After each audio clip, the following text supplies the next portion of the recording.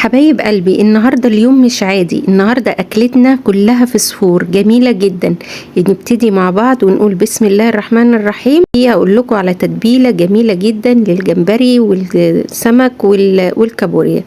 الأول كده هجيب الجمبري معايا، هغسله كويس جدا وانزل منه الرمل اللي فيه، وبعد كده بصفيه واروح جايبه كل جمبريايه كده بمسك المقص، ومن تاني عقله بشيل السلسله الرمليه دي لانها بتبقى مش حلوه على الكلى، بتضر الكلى يعني.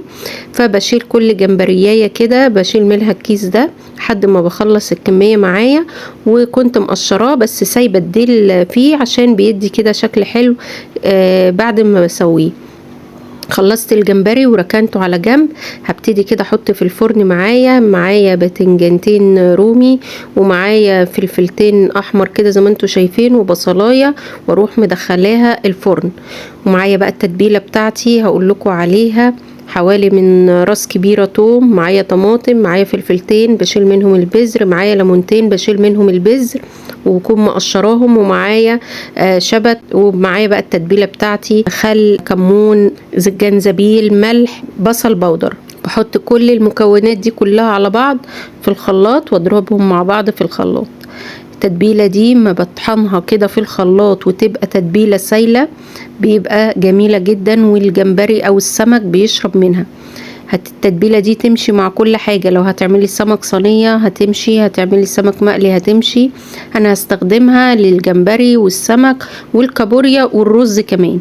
هعمل بيها الرز وهتشوفوا معايا الرز هيطلع منها جميل جدا، طعمه تحفة، مفلفل وشرب من التتبيلة دي. هتبل بقى كده الجمبري واركنه على جنب، وطبعا القشر بتاع الجمبري منسيتهوش مرمتهوش، هستخدمه برضو، هعمل منه شوربة. الشوربة دي هستخدمها للجمبري الرز، الشوربة هستخدمها للرز وهعمل منها شوربة.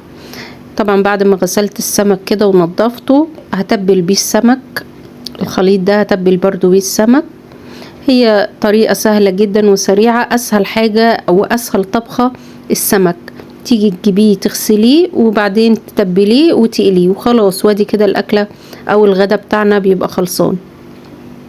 هجيب كده السكينة عشان السمك كده يستوي من جوه ويشرب من التتبيلة بتاعتنا دي.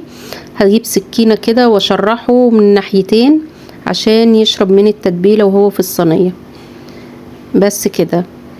لو وصلت لحد هنا ما تنسيش تعملي لي اللايك والاشتراك عشان يوصلك كل جديد. هجيب بقى القشر ده برضو هتبله كده من التتبيلة دي عشان انا هحطه في المية ويشرب ويعمل لي شوربة حلوة جدا اسقي بيها الرز، ويبقى الرز متطعم بطعم الجمبري.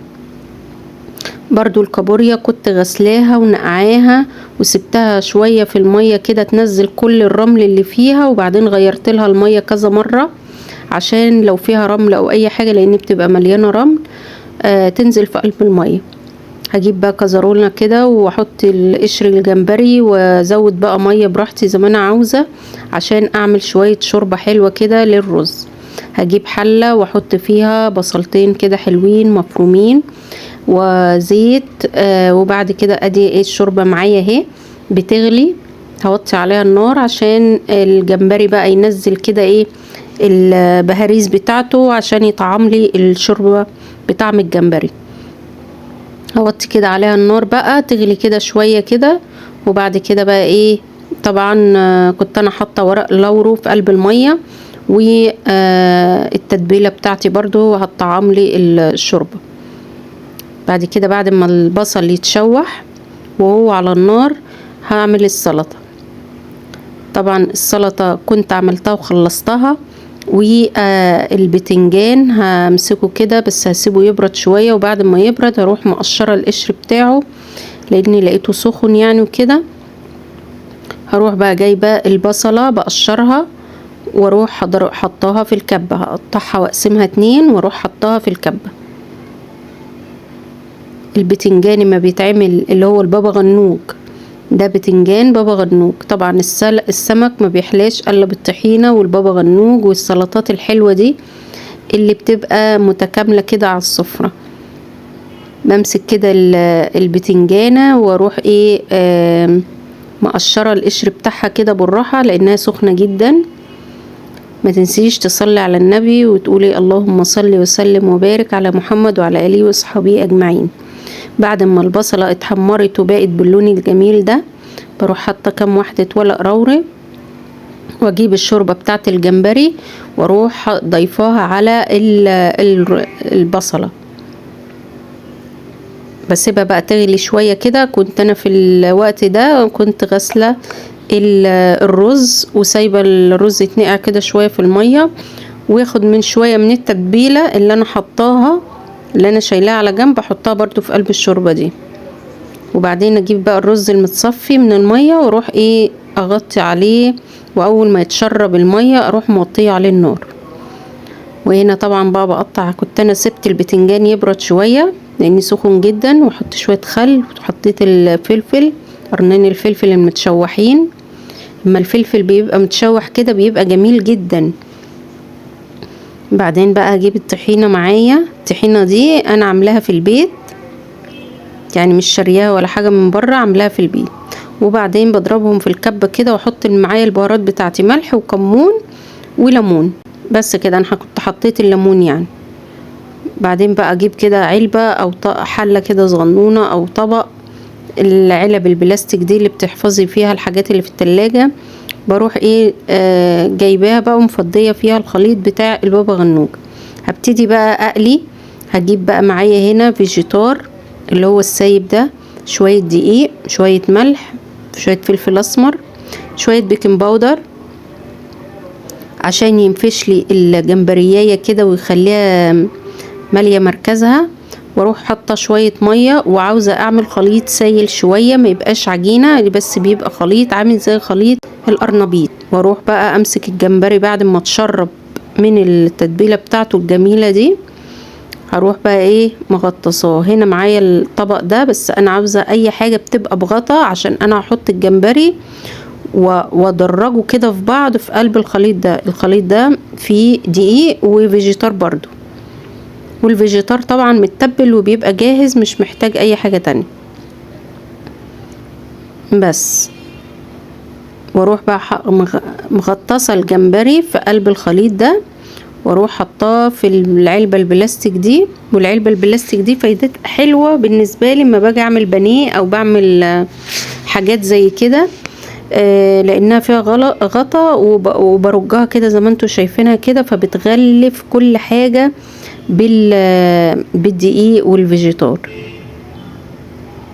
حبايب قلبي، لو وصلتوا لحد هنا ما تنسوش تعملوا لي لايك والاشتراك، واعتبروه ده في ميزان حسناتكم.